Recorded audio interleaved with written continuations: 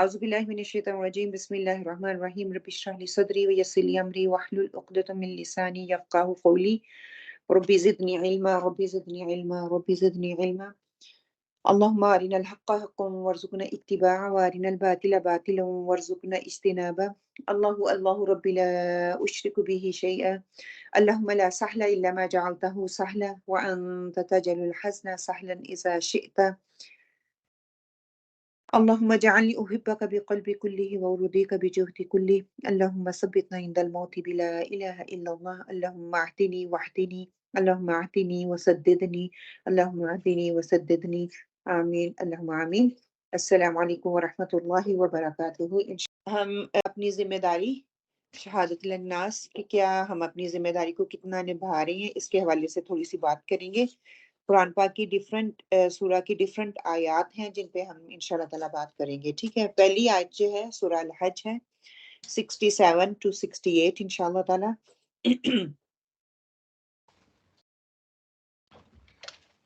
اعوذ باللہ من الشیطان الرجیم بسم اللہ الرحمن الرحیم لکل امت جعلنا منسکا هم ناسکوه فلا ينازعنك في الأمر وادع إلى ربك إنك لعلى هدى مستقيم ہر امت کے لیے ہم نے عبادت کا ایک طریقہ مقرر کر دیا جسے وہ بجا لانے والے ہیں بس انہیں اس امر میں آپ سے جھگڑا نہ کرنا چاہیے آپ اپنے پروردگار کی طرف لوگوں کو بلائیے یقیناً آپ ٹھیک ہدایت پر ہی ہیں إن جادلوك فقل اللہ اعلم بما تعملون پھر بھی اگر یہ لوگ آپ سے الجھنے لگے تو آپ کہتے ہیں کہ تمہارے اعمال سے اللہ بخوبی واقف ہیں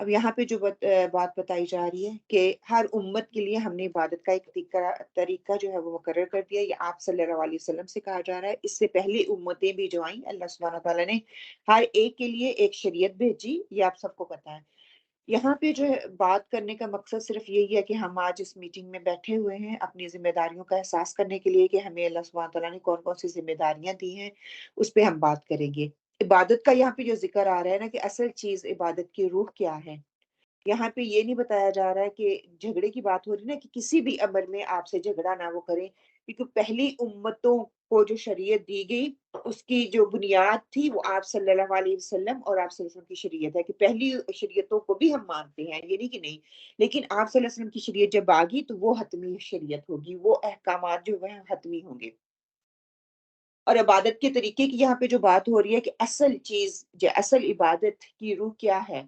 مسلک یہاں پہ اس کی بات نہیں ہو رہی کہ بعض اوقات تھوڑا بہت اختلاف آ جاتا ہے نا کہ وہ بھی ایک امتحان ہوتا ہے انسان کے لیے کہ اس اختلاف سے انسان کس طرح سے نکلتا ہے کیونکہ بہت سے لوگ اس اختلاف کے نتیجے اس کا ایک نتیجہ کیا نکلتا ہے کہ عبادت جو ہے انسان کی وہ افیکٹ ہوتی ہے مثال کے طور پر اگر ہم مسجد میں ہی بیٹھے ہوئے ہیں تو ہم کیا کرتے ہیں کہ یہ فلاں فرقے کی مسجد ہے یہ فلاں فرقے کی مسجد ہے یہ فلاں فرقے کی مسجد ہے ہم فرقوں کو اندر میں لے آتے ہیں اور اصل مقصد جو ہوتا ہے عبادت اس کو ہم بھول جاتے ہیں اور جو ہماری عبادت خاص مثال کے طور پر نماز ہی کے طریقے کو لے لیں میں اس مسجد میں نماز نہیں پڑھنے جاؤں گی یہ فلاں مسجد ہے کیونکہ یہ ہاتھ یہاں پہ نہیں یہاں پہ باندھتے ہیں دوسرے کہیں گے کہ ہم اس مسجد میں جاتے ہیں کیونکہ یہ رفع یدین کرتے ہیں تیسرے کہیں گے یہ جب وہ جلسے میں یا تشہد میں بیٹھتے ہیں تو ان کے بیٹھنے کا طریقہ ڈیفرنٹ ہے کہ یہ جو فقہی مسائل ہیں یہ ہمارے دین کی جو اصل بنیاد ہے اس کی جھگڑے کا باعث بنتی ہیں ایسا ہونا نہیں چاہیے کہ اللہ نے ہر امت کی شریعت میں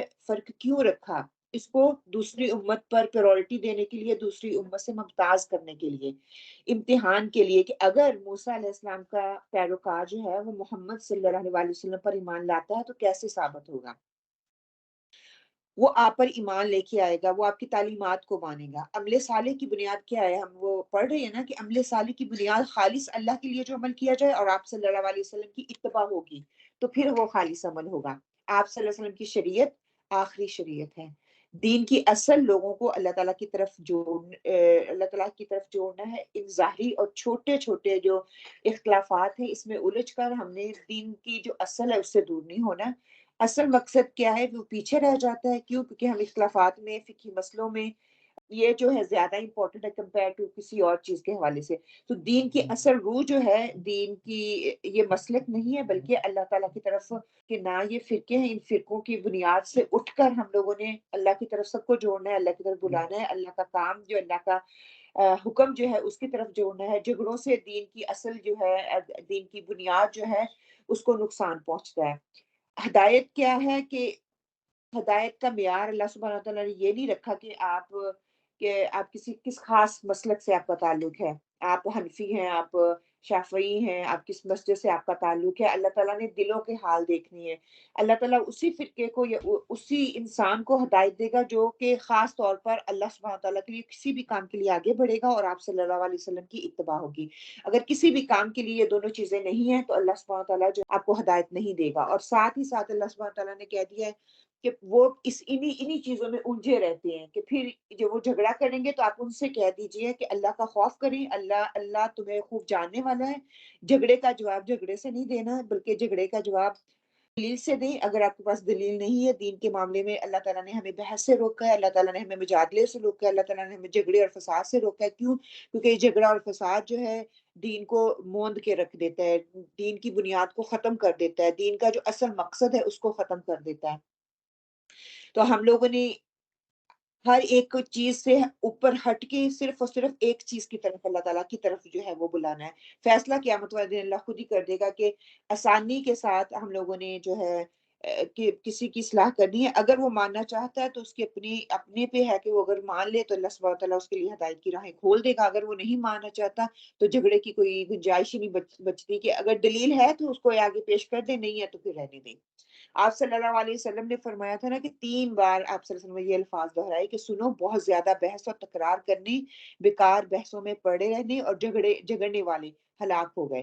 کہ جو جس جگہ پہ بھی، جس مسجد میں، جس گروہ میں، جس گھر میں جھگڑا ہو، ہر وقت کل کل کل کل، ہر وقت کے فساد اور جھگڑے، اس گھر میں تباہی کے علاوہ اور کچھ نہیں ہوتا.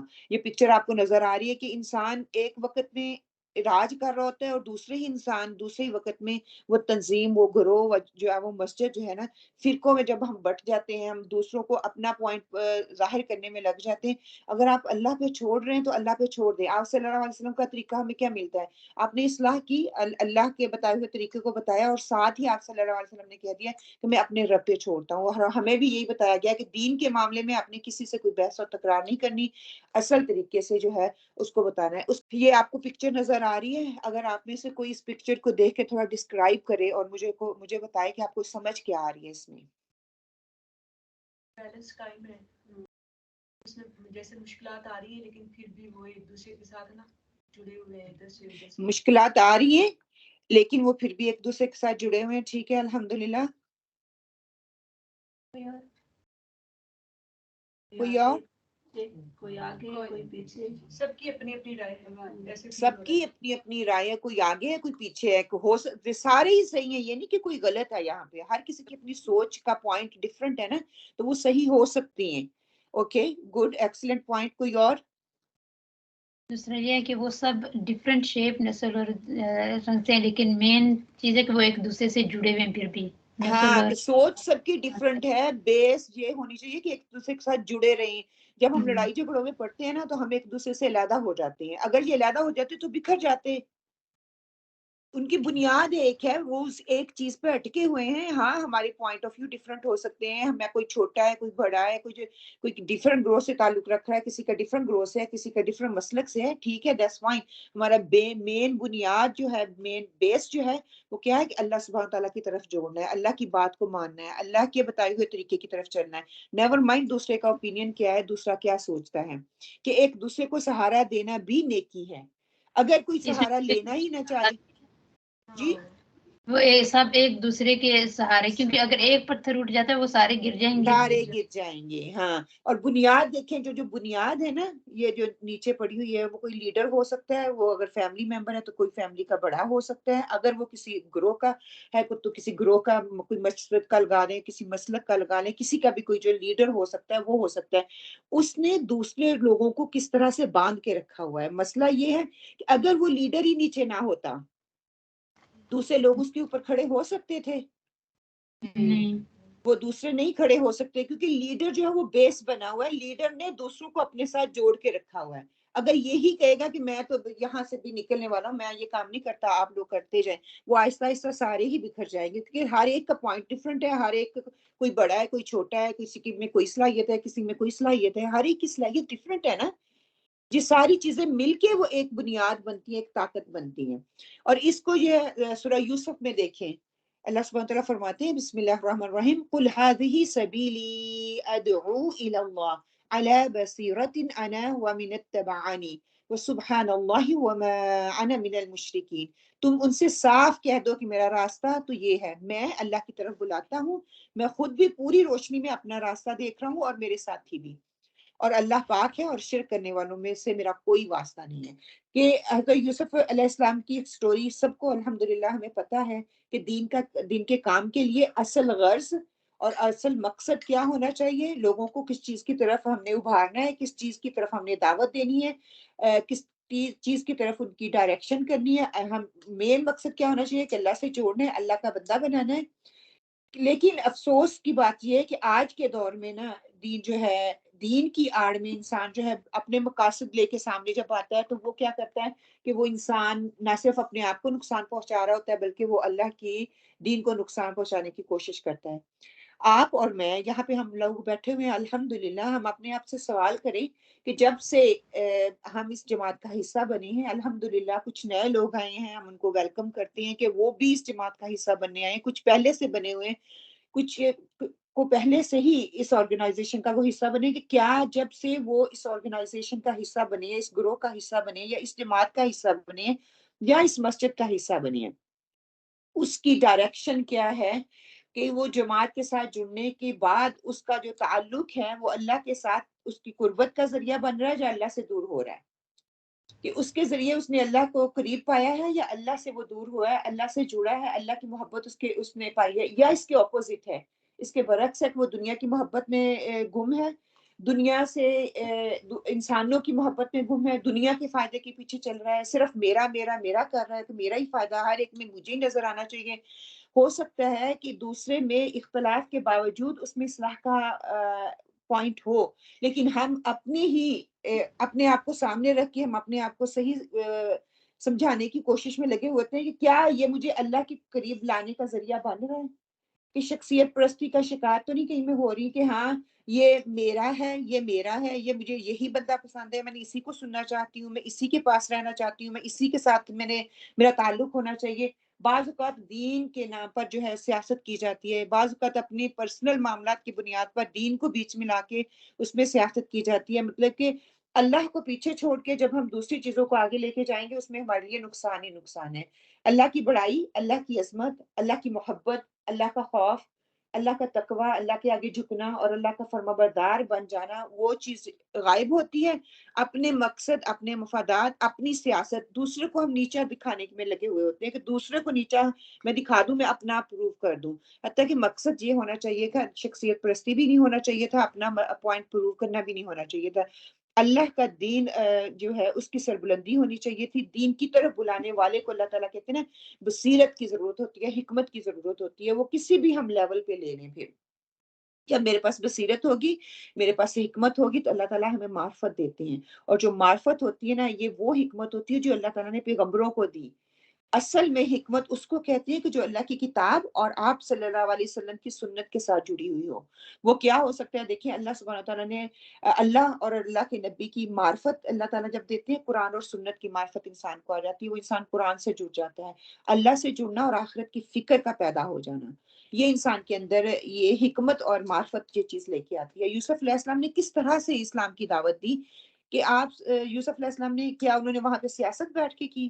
سیاست کے راستے سے دعوت دی؟ انہوں نے اپنے کردار، اپنا اعلی اخلاق کے ذریعے سے، کسی نے جو بھی ان کو کہا، برا بلا کرنا چاہا، ان کے اپنے بھائیوں نے ان کو کتنی تکلیف دی، کتنا کیا انہوں نے خاموشی اختیار کی؟ انہوں نے اللہ پہ چھوڑ دیا کہ جو ٹھیک ہے اپنے پوائنٹ وہ پروو کرتے رہے، انہوں نے اپنے باپ کو جا کے کیا جھوٹ بولا، جھوٹی کہانی گھڑی، لیکن اللہ سبحانہ تعالیٰ کی وہ ایک پلاننگ کہہ لیں، لیکن حضرت یوسف علیہ السلام نے کسی کو دوش نہیں دیا، کسی کو نہیں کہا کہ یہ فلاں فلاں کی غلطی ہے، بلکہ انہوں نے اپنی کردار کے ساتھ، امانت کے ساتھ، امانت کی حفاظت کرتے ہوئے علم کے ساتھ، اخلاق کے ساتھ، احسان کے ساتھ ان راستوں سے اپنا مقام انہوں نے بلند کیا کہ لوگ جو ہے ان کے تابع ہو گئے.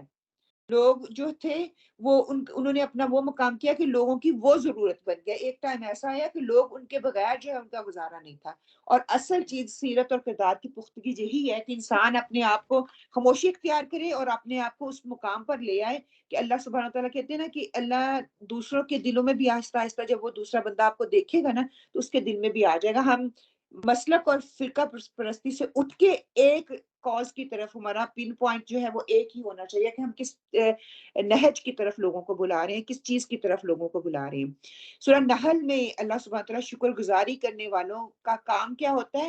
ادع الی سبیل ربک بالحکمۃ والموعظۃ الحسنہ وجادلہم باللتی ہی احسن ان ربک هو اعلم بمن ضل عن سبیلہ وهو اعلم بالمہتدین. اپنے رب کی راہ کی طرف لوگوں کو حکمت اور بہترین نصیحت کے ساتھ بلائیں, جو کہ یوسف علیہ السلام نے اور آپ صلی اللہ علیہ وسلم نے اور جتنے انبیاء ان سب نے کی. اور ان سے بہترین طریقے سے گفتگو کیجیے. یقیناً آپ کا رب اپنی راہ سے بہکنے والوں کو بخوبی جانتا ہے اور وہ راہ جو ہے راہ یافتہ لوگوں سے پوری طرح واقف ہے, جو کہ صحیح راستے پہ چلنے والے ہیں وہ پوری طرح واقف ہے.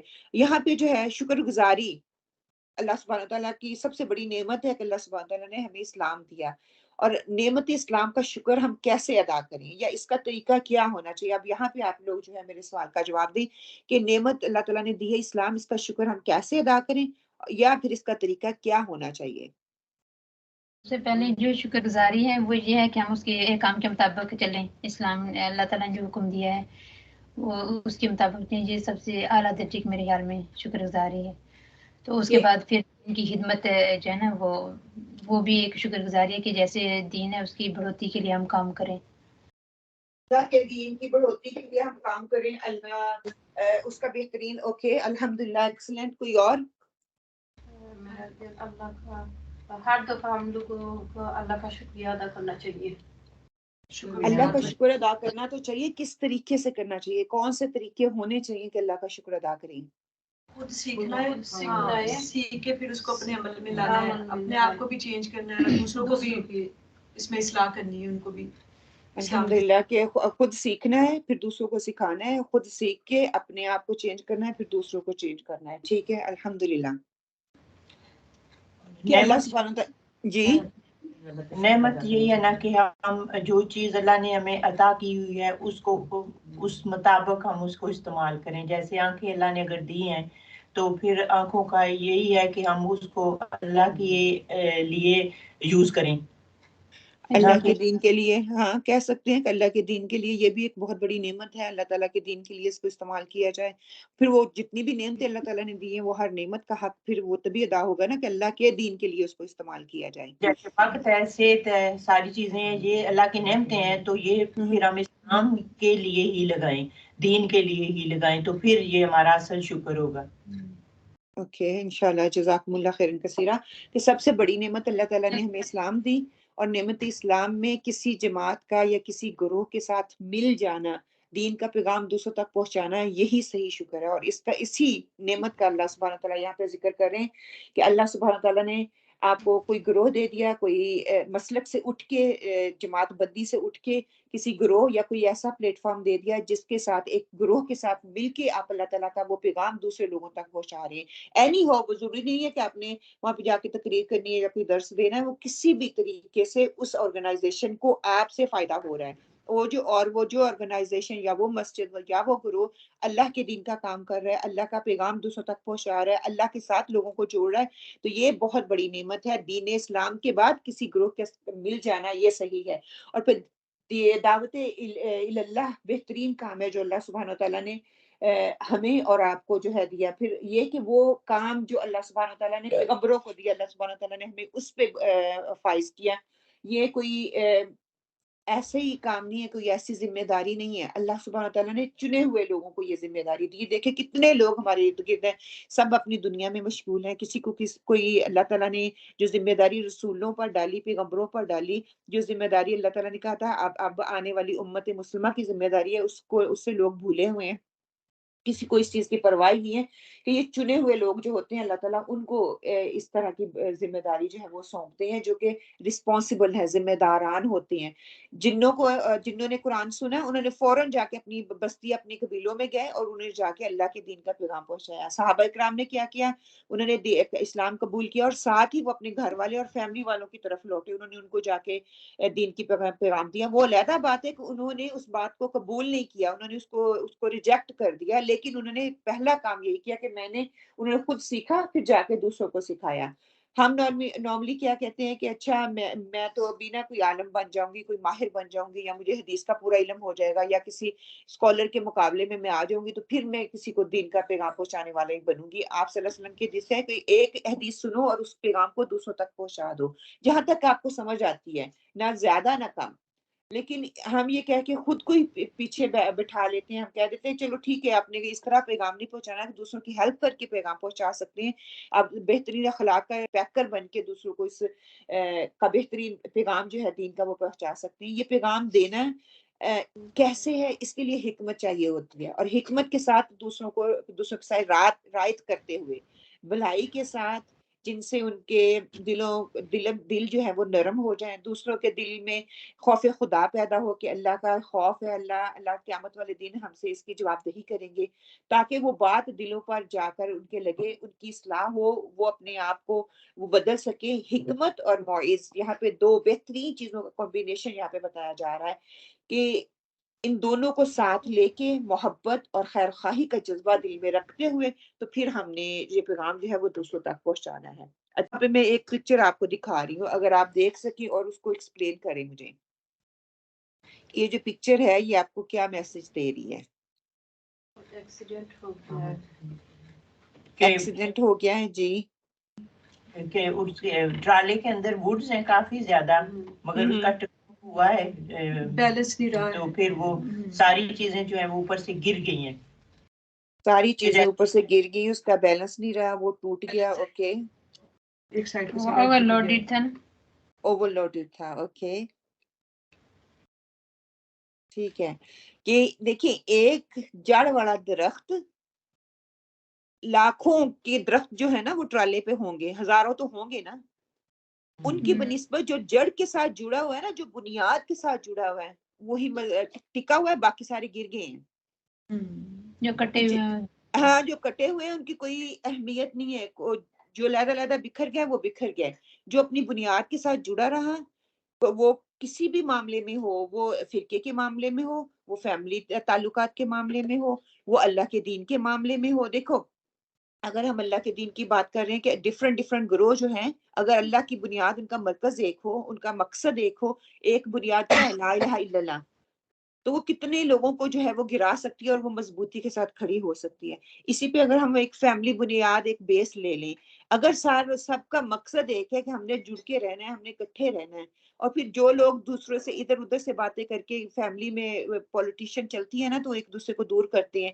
तो अगर मेरी बुनियाद एक है, मैं मजबूत बुनियाद पे खड़ी हुई ना, लोग दूसरे जो मर्जी कहते रहे, मैं मजबूती से खड़ी रहूंगी। इसी तरह अगर किसी भी मसलक से कोई भी इंसान ताल्लुक रखने वाला है, जिसका बुनियाद ये होगा कि मैं अल्लाह के दीन के साथ लोगों को जोड़ूंगा, मसलक से मेरा कोई लेना देना नहीं है, तो कोई भी कुछ नहीं कर सकता।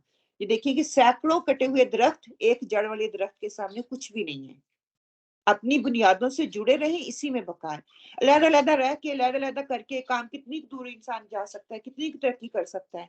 जितना सब जत्था मिलके काम करेंगे, उतनी ही उसमें पायदारी और मजबूती आएगी, और उतनी ही मजबूती के साथ इंसान की तरक्की भी करता है। एक-एक इंसान कितनी मेहनत कर लेगा, कितनी दूर तक जाएगा। और सूरत अहज़ाब इस चीज को बेहतरीन तरीके से बता रही है कि हमने इस अमानत को आसमानों और जमीन के सामने पेश किया, तो वो इसे उठाने के लिए तैयार ना हुए और इससे डर गए, मगर इंसान इसे उठा लिया। बेशक वो बड़ा जालिम और जाहिल है। कि अल्लाह ताला ने इतनी बड़ी कायनात का जिक्र करके कहा कि इंसान ने जल्दी से फैसले करने वाला, और जुल्म भी वो जल्दी से करता है, बगैर सोचे समझे दूसरों पे इल्जाम धरना, बगैर सोचे समझे दूसरे, ये मसलक वाला सही है, ये नहीं सही, ये बंदा सही है, ये नहीं सही, दूसरों पे इल्जाम, रादर देन अपनी जबान, अपनी खामोशी को इख्तियार करना। अगर कोई खामोशी इख्तियार कर रहा है तो कहते हैं ये गरूर है, ये इसके अंदर तकब्बर आ गया। ये नहीं कि वो अपना मुहासबा कर रहा है, बल्कि उसको हम बुरा भला कहना शुरू कर देते हैं। अगर किसी मसलक की तरफ उंगली उठानी तो पहले अपने अंदर देख लें कि हम कौन है। जहूला सूरत कहफ हम हर जुमे पढ़ते हैं, उसमें भी कहता है इंसान जो है आजला, बहुत जल्दी फैसले करने वाला है। और जल्दबाज फैसला, जल्दी फैसले करने वाले किसके कौन होते हैं? वो शैतान के भाई होते हैं, शैतान फैसले करवाता है, वो इंसान के इख्तियार में नहीं होते। जल्दी जल्दी हम बात करते हैं, मुंह से ऐसी बात निकाल दी जिससे दूसरों को तकलीफ होती है, कोई ऐसा रिएक्शनरी अमल दिखा दिया जिससे दूसरों को तकलीफ होती है। इंसान ने यहाँ पे भी जल्दबाजी की, सबने इनकार कर दिया, इंसान ने वो जिम्मेदारी ले ली और आज उसी जिम्मेदारी से वो इनकारी है। कि यहाँ पे आपको ये ट्रेन नजर आ रही है ना, पुरानी ट्रेन की बग्गी नजर आ रही है। देखिए कि जंग आलूद रेलगाड़ी को ना काट कबाड़ की तरह फेंक देने की बजाय इसको पुल बनाकर उन्होंने कारामद बना लिया है, उसको उसका इस्तेमाल कर लिया है। सोचिए दुनिया में इंसान की बनाई हुई चीज नकारा नहीं होती ना, हम उसको कहीं ना कहीं कोई इस्तेमाल कर ही लेते हैं। तो अल्लाह की बनाई हुई अशरफुल मखलूकात होकर आप कैसे नकारा हो सकते हैं? याद रखें वो इंसान कभी नाकाम नहीं होता जो मुयस्सर शुदा वसाइल को सही तरीके से इस्तेमाल करना जानता हो और हर हाल में अपने रब का शुक्र अदा करने वाला हो। कि बेहतरीन शुक्र यही है कि अल्लाह ताला ने जो भी सलाहियत मुझे दी है एज ए अशरफुल मखलूकात, अल्हम्दुलिल्लाह मैं जैसी भी हूँ, अपने आप को एक्सेप्ट करें, दूसरों से एक्सेप्ट करवाएं। उसके लिए सब्र चाहिए, उसके लिए पेशेंस चाहिए, उसके लिए आपको अल्लाह की रजा चाहिए कि अल्लाह की रजा मुझे चाहिए। किसी भी मामले में, कोई भी मामला होता हो, कि उस पर सब्र करेंगे, अपने आप को जाया नहीं करें। हम अपने घरों में बैठ के अपने आप को जाया कर रहे हैं, अपने आप को जंग लगा रहे हैं। जंग शुदा चीज भी दूसरों के लिए फायदेमंद हो सकती है, जिसके अंदर कोई भी सलाहियत नहीं है। अल्लाह ताला ने कोई इंसान पैदा ही नहीं किया जिसके अंदर कोई सलाहियत नहीं है। मुझे, मेरे अंदर और आपके अंदर इतनी इतनी सलाहियतें अल्लाह ताला ने पैदा की है, कहीं ना कहीं मैंने इन सलाहियतों का इस्तेमाल करना है, इनको सही तरीके पे लगाना है, ताकि कहीं ये ना हो कि मैं बेकार ही ना यहाँ इस दुनिया से चली जाऊं, कि दूसरों को फायदा दिए बगैर ही ना इस दुनिया से चली जाऊं। फिर ये देखिए, ये एक और पिक्चर आपको नजर आ रही है, अगर आप इसको डिस्क्राइब कर सकें, क्या क्या समझ में आ रहा है इस चीज को देख के?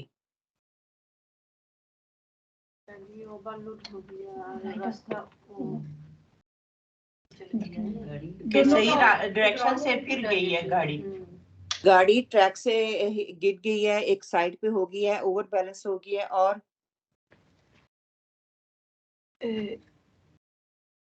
उसके ऊपर और गाड़ियां भी है ना। हाँ, एक का मुंह उधर है,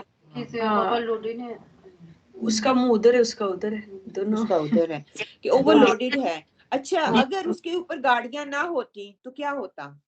वो उलट जाती ना, वो उसको बैलेंस दे रही है, खड़ा रख रही है, गिरने से बचा रही है। हाँ, कि वो उसकी वजह से रुक गया है, वरना वो नीचे खाई में जा सकता था, गलत रास्ते पे वो जा सकता था। कि हो सकता है जो जिम्मेदारियां एज अ जिम्मेदारान आप भी और मैं भी, हम यहाँ पे बैठे हुए हैं ना, जो बोझ आप उठाए हुए हैं वो आपको बचाए हुए हैं। हमें बोझ नहीं वो लगना चाहिए, हमें लगना चाहिए ये जिम्मेदारी जो थी अल्लाह ने डाली है, ये हमें बचाए हुए गलत रास्ते की तरफ निकलने से। हो सकता है मैं अपनी टाइम का गलत इस्तेमाल कर रही हूँ, अगर जिम्मेदारियां डाली गई है तो मैं उन जिम्मेदारियों को अल्लाह के दीन के लिए सर्व कर रही हूँ, अपने वक्त को अल्लाह के दीन के लिए लगा रही हूँ।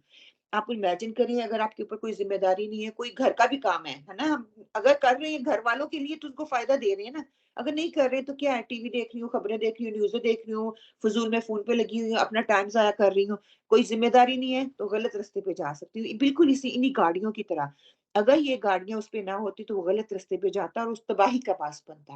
और बहुत दफा ऐसा होता है, हम कहते हैं मेरे पे बहुत बोझ है, मैं ये जिम्मेदारी नहीं उठा सकती। अल्लाह ताला ने चुना हुआ है, ये नबियों का काम है, अल्लाह ताला ने नबियों को दिया, नबियों के बाद अल्लाह ताला ने सहाबा को, उम्मत मुस्लिमा को दिया कि इन जिम्मेदारियों को उठाओ, ये तुम्हें सीधे रास्ते की तरफ लगाए रखेंगी, तुम्हें गलत रास्ते से जाने से बचा के रखेंगी। हमेशा बस सोच रखें, हर हाल में रब का शुक्र अदा करें कि अल्हम्दुलिल्लाह अल्लाह सुब्हान तआला की जात मुझे जाया नहीं कर रही, मेरा जो है वो ज़िया नहीं हो रहा, बल्कि अल्लाह सुब्हान तआला की जात मेरा बेहतरीन इस्तेमाल करवा रही है, मैं किसी को फायदा दे रही हूँ, खास तौर पे अल्लाह के दीन को फायदा दे रही हूँ। और कितने लोग इस फायदे से फैज़याब होके अपने घरों को बदल रहे हैं, अपनी आदात को बदल रहे हैं, अपने हालात को बदल रहे हैं। तो अल्लाह ताला से दुआ करती हूँ, अल्लाह सुब्हान व तआला हमें बेहतरीन तरीके से एक बेहतरीन दाई, एक बेहतरीन उम्मती बनाकर दूसरों के लिए फ़ायदेमंद बनाए, और दूसरों को अल्लाह के दीन के साथ जोड़ने के मकसद और पर्पस सिर्फ यही हो कि अल्लाह के दीन के साथ जोड़ना है, अल्लाह के साथ जोड़ना है, अल्लाह की किताब के साथ जोड़ना है, और आप मोहम्मद सल्लल्लाहु अलैहि वसल्लम के साथ जोड़ना है। और यही मकसद और पर्पस होगा तो इंशाअल्लाह अल्लाह सुब्हानहू व तआला हमेशा हमें जो है वो कामयाबी देंगे। आमीन। सुब्हानक अल्लाहुम्मा व बिहम्दिका अशहदु अल्ला इलाहा इल्ला अंता व अस्तगफिरुका व अतूबु इलैक। آج کے اس ریمائنڈر سے آپ لوگوں نے کیا لیا؟ سارے ایک ایک اپنا پوائنٹ دیں پلیز. جیسے بھی حالات ہوں، مشکل لگ رہے ہیں آپ کو، آپ سوچ رہے ہیں کہ میں نہیں کر سکوں گی، لیکن پھر بھی ہمت سے اللہ کا شکر ادا کر کے اپنی ذمہ داری کو اچھی طریقے سے نبھانا ہے اور آگے رکنا نہیں ہے. اور بڑی پریشانیاں مشکلیں سب کچھ آنی ہے، لیکن رکنا نہیں ہے. میرا پوائنٹ یہ ہے کہ اللہ تعالیٰ نے کچھ دیکھ کے تو ہم کو چنا ہے اور اس مسجد میں ہم کو لایا ہے اور جماعت کے ساتھ ہم کو جوڑا ہے، ورنہ باقی لوگوں کی طرح ہم بھی آج گھروں میں بیٹھے ہوئے ہوتے، اپنے آپ کو ضائع کر رہے ہوتے. الحمدللہ یہ بہت بڑی نعمت اللہ تعالیٰ نے اسلام دیا. اسلام کے ساتھ ایک تنظیم، ایک جماعت دے دی جو کہ اللہ کے دین کا کام دوسروں تک پہنچا رہی ہے. الحمدللہ. گڈ. کوئی اور؟ ہر حال میں شکر ادا کرنا چاہیے. ہر حال میں شکر ادا کرنا چاہیے. الحمدللہ.